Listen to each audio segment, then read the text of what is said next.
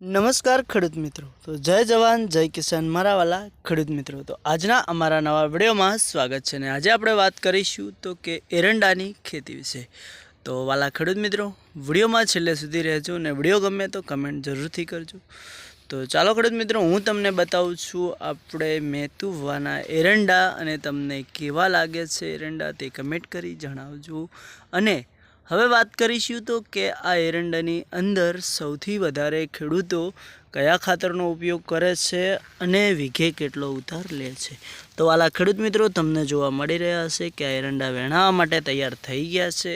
તો હવે વાત કરશું તો કે આ એરંડાની અંદર મેતુભા વીઘે કેટલું ખાતર વાપરે છે અને એરંડાની અંદર કયા ખાતરનો ઉપયોગ કરે છે, જેથી કરીને બધા ખેડૂત મિત્રોને જાણવા મળશે અને આપણે પણ જો ફાયદા લાયક રહેતું હશે તો આપણે પણ આ ખાતરનો એકવાર ઉપયોગ કરી જાણીશું। તો મારા બધા ખેડૂત મિત્રોને હું એટલું કહેવા માગું છું કે વિડીયોની અંદર છેલ્લે સુધી રહે અને વિડીયો ગમે તો કમેન્ટ કરી લેજો। તો ચાલો મિત્રો, હું તમને બધા એરંડા બતાવું છું। તો જોઈ શકો છો મિત્રો, આ છે આપણે મેતુભાના એરંડા અને આ એરંડાની અંદર હવે મેતુભા કયા કયા ખાતરોનો ઉપયોગ કરે છે અને વીઘે ખાતર કેટલું કયું વાપરે છે એ વિશે આજે આપણે વાત કરીશું। તો જો મિત્રો કે તમને જોવા મળી ગયું હશે કે એની માળ એકદમ સારી છે, માળ પણ વ્યવસ્થિત છે, એની જો પાકી ગઈ છે માળો। હવે ટૂંક સમયમાં એરંડા આપણે ફરીથી એકવાર વેણવા પડશે। તો હવે વાત કરવાની છે આપણે ખાતરો વિશે। તો કે વાલા ખેડૂત મિત્રો, આની અંદર ખાતર વાપરવામાં આવ્યું છે, બધાએ મોટાભાગે આપણા ખેડૂતો યુરિયા ખાતરોનો તો ઉપયોગ કરી જ રહ્યા છે, એમ મેતુભાઈએ પણ આ એરંડાની અંદર યુરિયા ખાતરનો ઉપયોગ કર્યો છે અને એ પણ લિમિટથી કર્યો છે।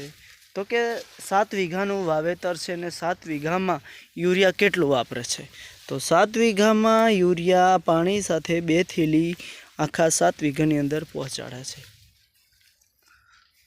તો જેથી આપણે ખેડૂત મિત્રો બધા મળીને વાત કરીશું તો કે હવે યુરિયા સિવાય શું કોઈ એરંડાની અંદર ખાતર વાપરે છે, તો કે હા વાપરે છે, જેથી કરીને ખેડૂતોને જાણવા મળશે અને જોવા પણ મળશે વાલા ખેડૂત મિત્રો।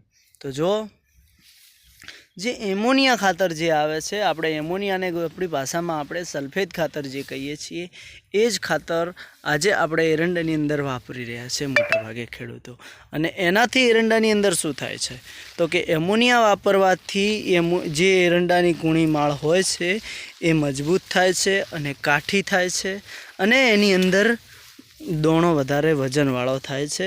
અને જે પાયામાં ડીએપી ખાતર નાખવાનું આવે છે એ તો બધા ખેડૂતો નાખતા જ હોય છે।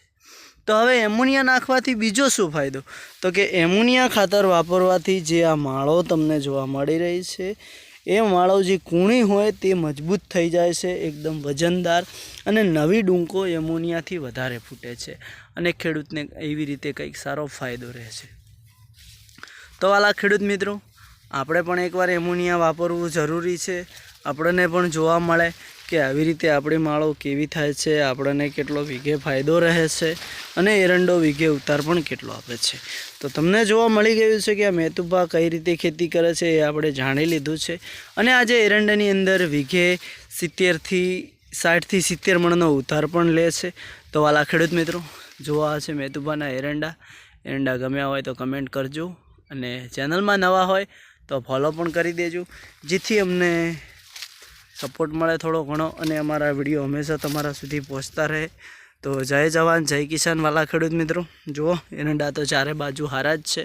તો નેક્સ્ટ વિડીયોમાં ફરી મળીશું। આ વિડીયો ગમે તો જરૂરથી કમેન્ટ કરજો।